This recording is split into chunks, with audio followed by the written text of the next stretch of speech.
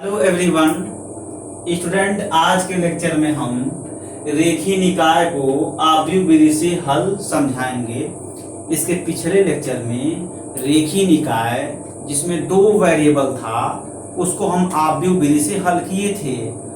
Student, आज के lecture में हम इस रेखीय निकाय को हम सॉल्व करेंगे आव्यूह विधि से, जबकि इस रेखीय निकाय में तीन चर हैं, यानी तीन वेरिएबल हैं एक्स वाई और जेड। चलिए आव्यूह विधि से सॉल्व किया जाए।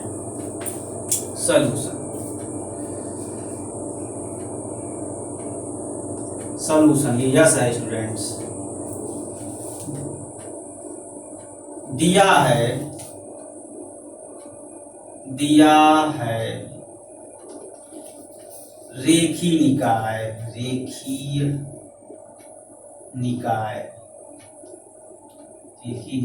क्या दिया है?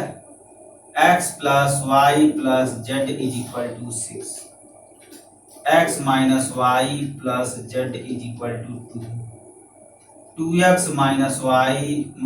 2x plus y minus z is equal to 1।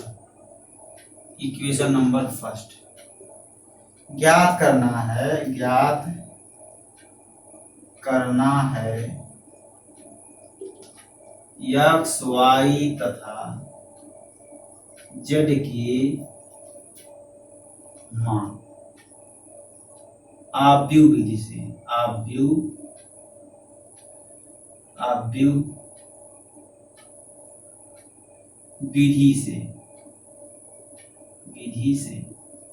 आव्यूह विधि से स्टूडेंट्स इसके मान ज्ञात करने।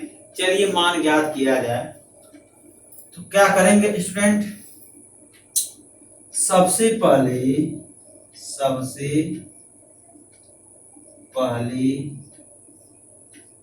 समीकरण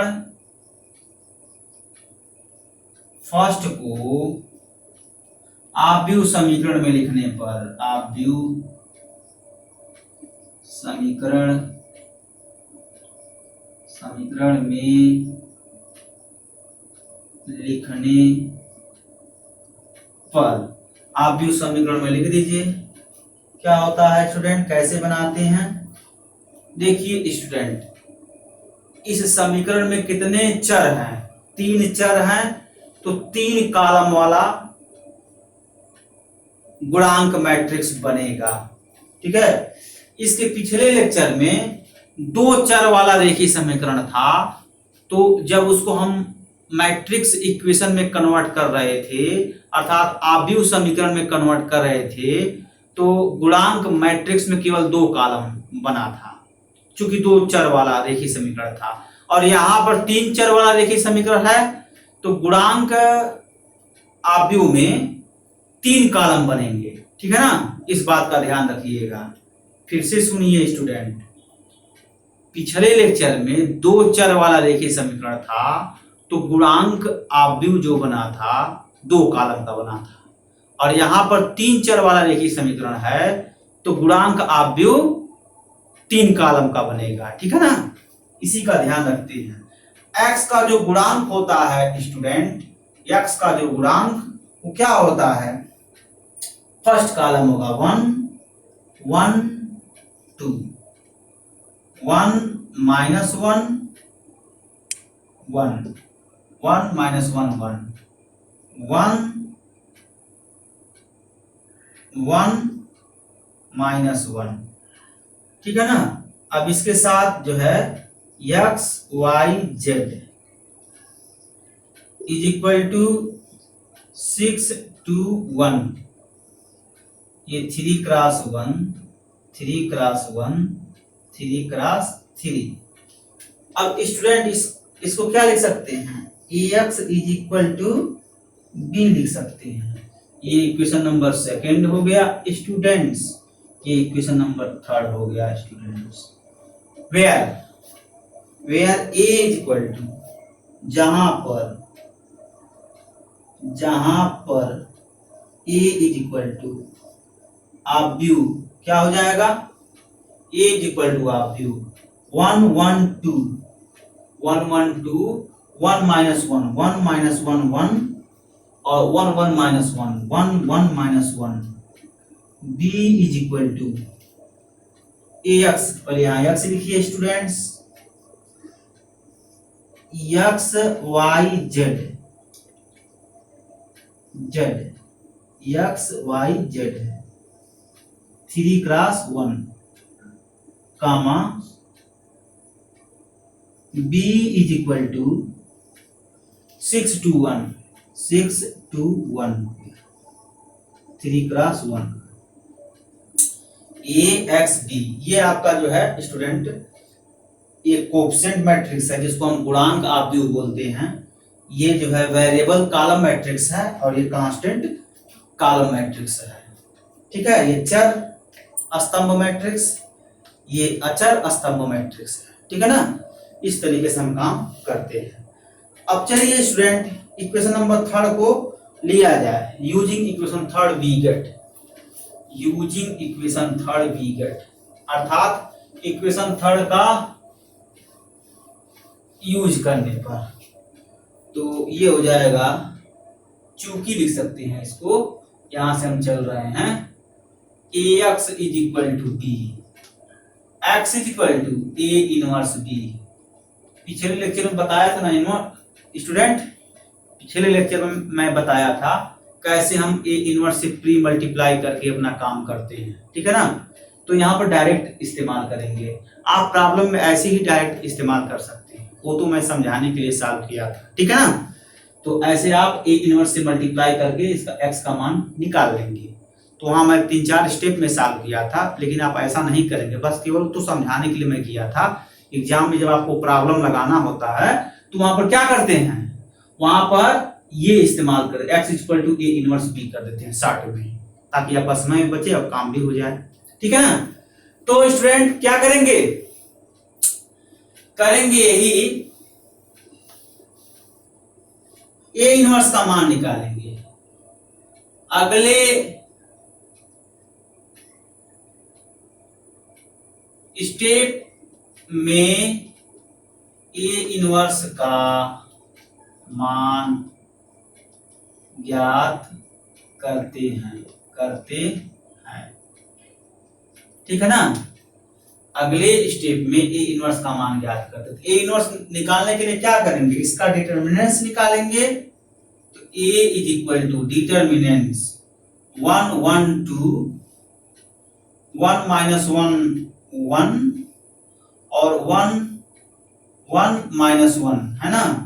ये क्या हो जाएगा स्टूडेंट आपका, इसको आप सॉल्व करेंगे ना, तो C2 interchange C2 minus C1 C3 interchange C3 minus C1, ऐसा करने से ये 2 प्लस 0 हो जाएगा और आसानी से हम एक्सपेंशन कर सकते हैं। तो स्टूडेंट देखें,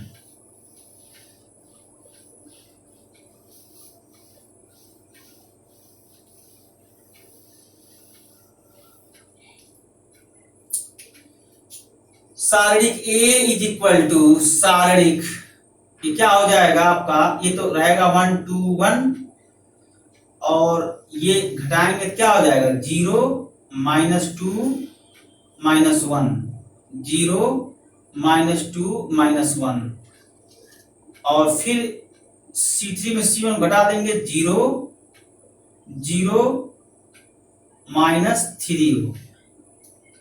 तो स्टूडेंट R1 के सापेक्ष विस्तार करिए शारीरिक को, तो क्या हो जाएगा 1 into round bracket 6 minus 0 6 minus 0 6 9 0 आ गया है ना स्टूडेंट। स्टेप नंबर फर्स्ट आपका हो गया। स्टेप नंबर सेकंड में क्या निकालेंगे, आव्यूह का सखंड निकालेंगे। तीसरे स्टेप में सखंडज निकालेंगे। चौथे स्टेप में फार्मूला इस्तेमाल करेंगे। इतना बड़ा है, ए इनवर्स कैलकुलेट करना यही सबसे बड़ी समस्या है। अच्छे से ए इनवर्स कैलकुलेट कर लीजिए। चलिए, तो कोफैक्टर ऑफ ए कैलकुलेट कर लीजिए, है ना, ये आपका हेडिंग है। तो स्टूडेंट्स A11 कैलकुलेट किया जाए तो A11 यानी जब कोफैक्टर आप ए कैलकुलेट करेंगे क्या आएगा, capital A11, capital A12, capital A13, capital A21, capital A22, capital A23, capital A31, capital A32, capital A33। ठीक है ना स्टूडेंट, 3 क्रॉस 3। आप A11 कैलकुलेट करिए। A11 का प्लेस यही है, इसके रिस्पेक्ट में रो कॉलम छोड़ दीजिए स्टूडेंट्स। तो 1 ये प्लस चिन्ह है, प्लस चिन्ह है तो 1 का गुणा होगा, और फिर इंटू इस 1 का माइनस, यानी इस 1 का उपसारणिक निकालेंगे। इस 1 का क्या निकालेंगे, उपसारणिक निकालेंगे। 1 के उपसारणिक में 1 के चिन्ह से मल्टीप्लाई करते हैं तो 1 का कोफैक्टर प्राप्त होता है। तो 1 का चिन्ह क्या है, प्लस है, तो +1 हो गया। और फिर इंटू इसका उपसारणिक, इसके उपसारणिक में 2 रो 2 कॉलम होंगे, तो कैसे निकालते हैं, रो कॉलम छोड़ देते हैं। तो रो कॉलम छोड़ दे क्या मिला, 1 - 1, 1, पहले इसको अच्छे से लिख लीजिए, 1 - 1, 1, 1 - 1। ठीक है ना, ये 1 - 1 ऑलरेडी क्या हो जाएगा स्टूडेंट्स, 1 इंटू ये 1 - 1, 1 - 1, इट बिकम्स 0 हो जाएगा। एक सारणिक और देख लें स्टूडेंट, एक और देख लें। तो मैं कैलकुलेशन किया हूं उसको मैं वैसे ही लिख दूंगा तुरंत, क्योंकि एक एक का मैं बताऊंगा तो समय ज्यादा लग जाएगा, लेकिन आप लोगों को एग्जाम में कैलकुलेशन करने हैं स्टूडेंट। ठीक है ना, क्योंकि हमको हर स्टेप समझाना रहता है, इस वजह से समय ज्यादा लग जाएगा। इसी वजह से मैं 1-2 एलिमेंट का कोफैक्टर कैलकुलेट करा दे रहा हूं, बाकी मैं कैलकुलेशन किया हूं मैं वहां से लिख दूंगा, लेकिन आप लोग तो कैलकुलेशन आप लोगों को करना है। ठीक है ना, तो जब प्रैक्टिस कर लेंगे तो आसानी से कैलकुलेशन हो जाएगा आप लोगों से, है ना। तो A12 देख लीजिए, A12 इसका पोजीशन क्या है, A12 का ये माइनस पोजीशन का है, इंटू इसका उपसारणिक देखते हैं। तो कैसे उपसारणिक निकालते हैं, फर्स्ट रो सेकंड कॉलम छोड़ देते हैं, बचा क्या, 1 2 1 2 1 - 1, फर्स्ट रो सेकंड कॉलम छोड़ेंगे, 1 2 1 - 1। इसको जरा सॉल्व करिए स्टूडेंट्स, सॉल्व करेंगे स्टूडेंट तो आ जाएगा -1 इंटू इन ब्रैकेट ये -1 और -2 is equal to -1 into -3 is equal to 3 होगा स्टूडेंट्स। ठीक है ना स्टूडेंट, बाकी जो है कोफैक्टर इसी प्रकार से कैलकुलेट कर लेंगे, इसी प्रकार, है ना। A13 तो कैलकुलेट कर लीजिए, करना क्या है, A13 कैलकुलेट करेंगे, इसका मान स्टूडेंट आया है 3, है ना। ऐसे ही आप कैलकुलेट कर सकते हैं A21 कैलकुलेट करेंगे, इसका मान 2 आया है। A22 कैलकुलेट करेंगे तो -3 आया है। A23 कैलकुलेट करेंगे तो 1 आया है स्टूडेंट। A31 कैलकुलेट करेंगे तो 2, A32 कैलकुलेट करेंगे तो 0 और A33 कैलकुलेट करेंगे तो वैल्यू आया है -2, है ना स्टूडेंट्स। तो इस तरीके से आपको कैलकुलेट करना है, तो मैं कैलकुलेट किया था तो यूज कर दिया। तो जैसे देखिए, जैसे मैं A11 कैलकुलेट किया हूं ना स्टूडेंट, और A12 जैसे मैं कैलकुलेट किया हूं, वैसे ही A13, A21, A22, A23, A31, A32, A33 सभी को आपको बारी बारी से कैलकुलेट करना है। ठीक है ना, कैलकुलेट करके आपको जो है लिखना है। लेकिन स्टूडेंट एक बात का ध्यान दीजिए, एग्जाम में आप क्या करेंगे, A11 A12 अच्छे से कैलकुलेट करेंगे। ठीक है, A13 को कैलकुलेट करना है, A21 A22 A23 ऐसे ही डायरेक्ट लिख देंगे जैसे मैं लिख रहा हूं, बशर्ते आप लोगों को रफ पर कैलकुलेशन करना है। ऐसा तो है, ऐसा तो होगा नहीं स्टूडेंट कि आप बिना कैलकुलेशन किए मान जान जाएंगे, आपको तो गुणा भाग करना ही पड़ेगा, है ना। तो एग्जाम में क्या करेंगे, A11 का कोफैक्टर अच्छे से निकाल लेंगे, A12 का कोफैक्टर अच्छे से निकाल लेंगे, बहुत अगर करेंगे तो A13 का भी कोफैक्टर अच्छे से निकाल लीजिएगा। बाकी के कोफैक्टर आप रफ पर अच्छे से कैलकुलेट करके यानी समझ करके रफ पेज पर निकाल करके उसको डायरेक्ट आप ऐसे निकाल सकते हैं। इसी प्रकार जैसे मैं वर्ड लिखा हूं ना, इसी प्रकार ऐसे आप लिख करके इसके कोफैक्टर को आप डायरेक्ट लिख सकते हैं। ठीक है ना, इस तरीके से आप करेंगे काम। ठीक है ना, तो चलिए, तो कोफैक्टर ऑफ ए क्या होगा बताइए। Cofactor of A, cofactor of A जो निकाले हैं स्टूडेंट मान A11, A12, A13, A21, A22, A23, A31, A32, A33, 3 cross 3 है ना स्टूडेंट। जो मान आप निकाले हैं ना A11, A12, A13, A21, A22, A23, A31, A32, A33, जो यहाँ अलग से मान निकाले हैं A11, A12, A13, A21, A22, A23, A31, A32, A33, इन मान को इसी में रख दीजिए तो कोफैक्टर ऑफ ए प्राप्त हो जाएगा। चलिए रखा जाए cofactor of A, it becomes 3 cross 3 क्या होगा स्टूडेंट्स। A11 आया है 0, A12 क्या आया है, A12 3 आया है और A13 भी 3 आया है और A21 2, A22 -3, A23 1, A20 -2 है। ठीक है ना स्टूडेंट। अब क्या करेंगे, अब इसका क्या निकाल लेंगे, एडजॉइंट निकाल लेंगे। अगले स्टेप में एडजॉइंट ऑफ ए कर लीजिए। तो adjoint of A, adjoint of A कैसे निकालते हैं एडजॉइंट स्टूडेंट, ये देख रहे हैं ना, इसी का परिवर्त आप व्यू ले लेते हैं। एडजॉइंट का मतलब क्या होता है, आप व्यू के सहखंडज निकाल रहे हैं। आप व्यू के सहखंडज कैसे निकालते हैं, आप व्यू के सहखंड का परिवर्त ले लेते हैं। तो यही तो है आप व्यू के सहखंड, यही है ना। तो इसी आप व्यू का परिवर्त आप व्यू ले लेंगे। तो परिवर्त आप व्यू कैसे निकलता है, जिस आप व्यू का परिवर्त आप व्यू निकालते हैं उस आप व्यू के रो को ध्यान से देखिए। कितने रो है नंबर, आप पहला रो, दूसरा रो, तीसरा रो, हर रो यानी सभी रो को कॉलम में चेंज कर देते हैं। तो चलिए कॉलम में चेंज किया जाए।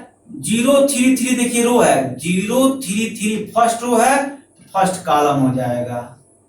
2 -3 1 सेकेंड रो है, 2 -3 1 कॉलम में लिख देंगे। 2 0 -2 थर्ड रो है, 2 0 -2 थर्ड रो है, 2 0 -2 थर्ड कॉलम में हो जाएगा। 3 क्रॉस 3 का एडजॉइंट निकल गया है ना स्टूडेंट, निकाल दिए। अब क्या करेंगे, अब कुछ नहीं करना है स्टूडेंट, अब आपको इनवर्स कैलकुलेट कर लेना है।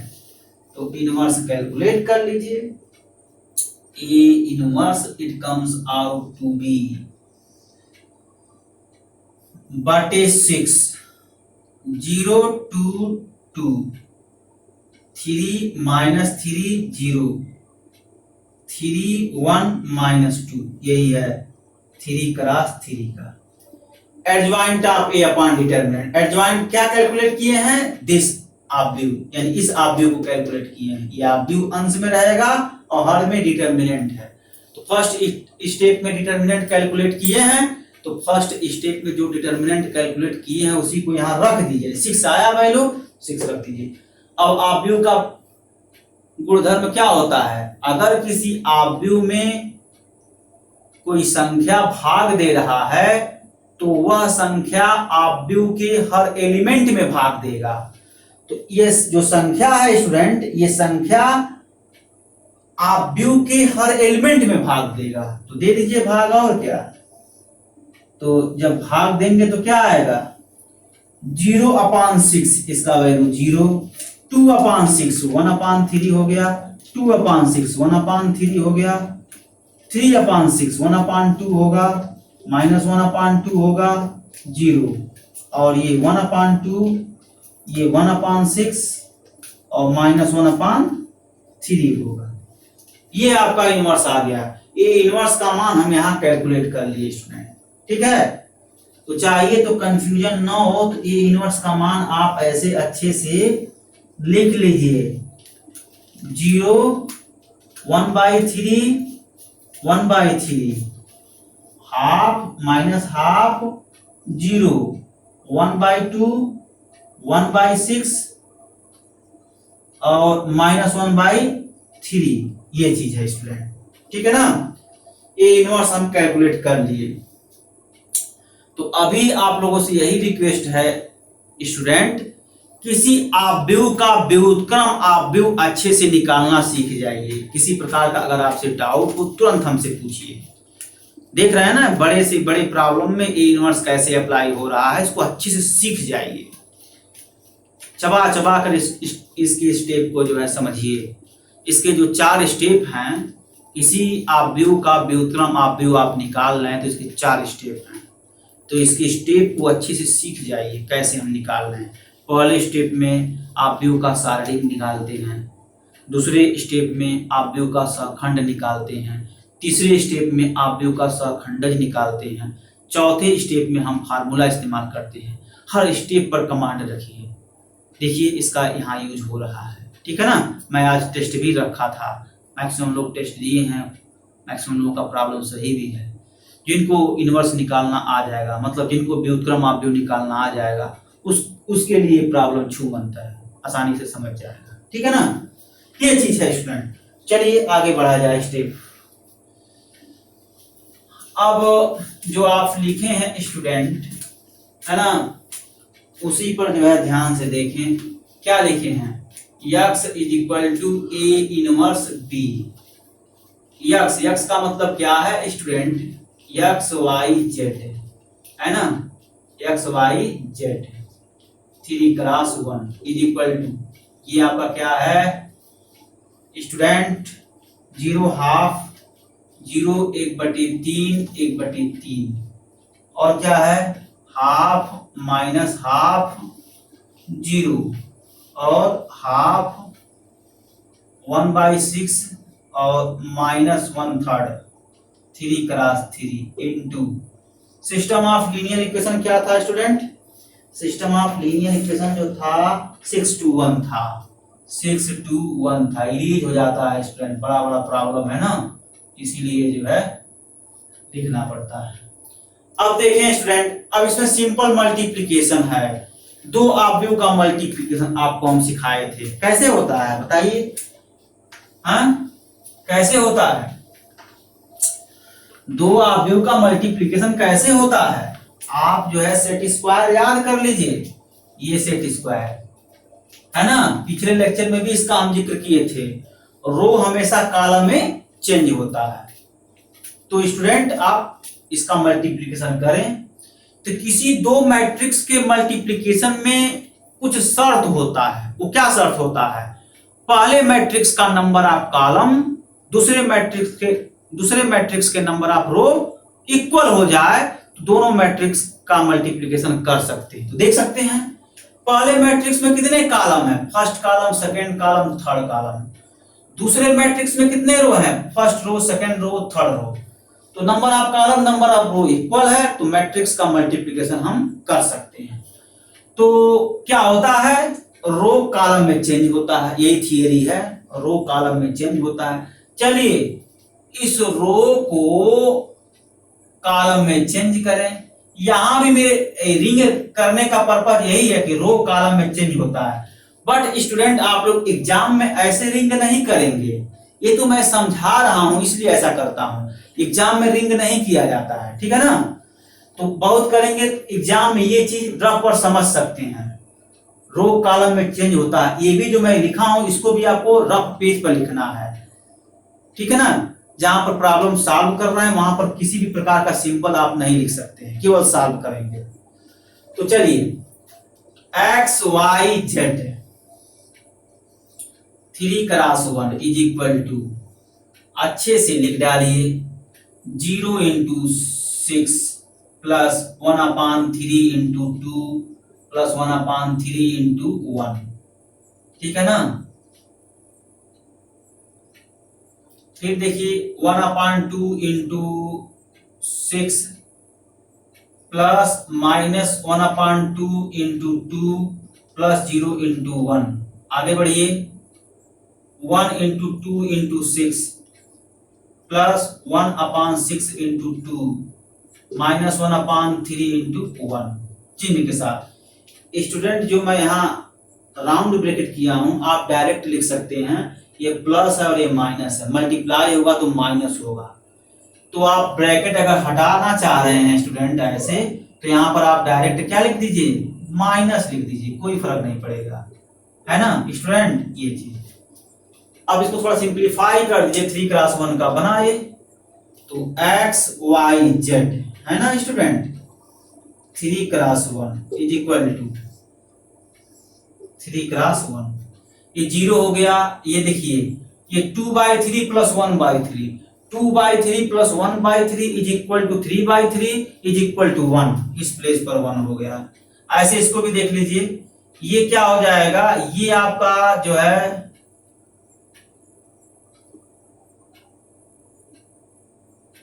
ये क्या हो जाएगा बताइए, ये 3 - 1 हो जाएगा। देखिए ये 2 3 जा 6, 2 3 जा 6 यानी इस प्लेस पर 3 आएगा और 2 1 जा 2 इस प्लेस पर 1 आएगा। तो क्या आ जाएगा 3 - 1, 3 - 1 प्लस 0, 3 - 1 प्लस 0 का मान क्या हो जाएगा 2 हो जाएगा, ये 2 आ गया। ऐसे यहां देखिए 2 3 जा 6 हो गया यानी ये 3 हो गया, और ये देखिए 2 1 जा 2, 2 3 जा 6 तो 1/3 plus 1/3 minus 1/3, this will be cancel out. तो इस टर्म पर क्या बचा स्टूडेंट, ये 3 बचा इस प्लेस पर, तो क्या हो गया ये 3। अब देखिए ये दो मैट्रिक्स हैं, दो मैट्रिक्स इक्वल हैं, तो दो मैट्रिक्स कब इक्वल होते हैं, जब उसके आर्डर इक्वल हो जाए, उसके एलिमेंट इक्वल हो जाए। तो देखिए आर्डर इक्वल है और बीच में इक्वल का साइन है, which will also imply x is equal to 1, y is equal to 2, z is equal to 3। ये आपका स्टूडेंट आंसर हो जाएगा, ठीक है ना, ये आंसर। तो स्टूडेंट आज के लेक्चर में बस इतना ही। अगले लेक्चर में इसी पर बेस्ड प्रॉब्लम हम सॉल्व करके उसका नोट सेंड कर देंगे, ठीक है ना। उस पर वीडियो लेक्चर नहीं बनाएंगे, क्यों नहीं बनाएंगे, क्योंकि इसी पर बेस्ड है, हुबहू इसी जैसा है। वेरिएबल का थोड़ा फर्क है, वेरिएबल क्या होगा 1/x 1/y 1/z होगा। तो उस टाइप के इक्वेशन को मैं सॉल्व करके सेंड कर दूंगा आपके जो है ग्रुप पर, ठीक है। उसका वीडियो लेक्चर नहीं बनाऊंगा, क्यों नहीं बनाऊंगा, क्योंकि इसी जैसा हुबहू सॉल्व होगा, ठीक है। तो अब हम क्या करेंगे, कंसिस्टेंसी पर जिक्र करेंगे, ठीक है, कंसिस्टेंसी पर जिक्र करेंगे, तो अगले लेक्चर में करेंगे। Okay student, thanks.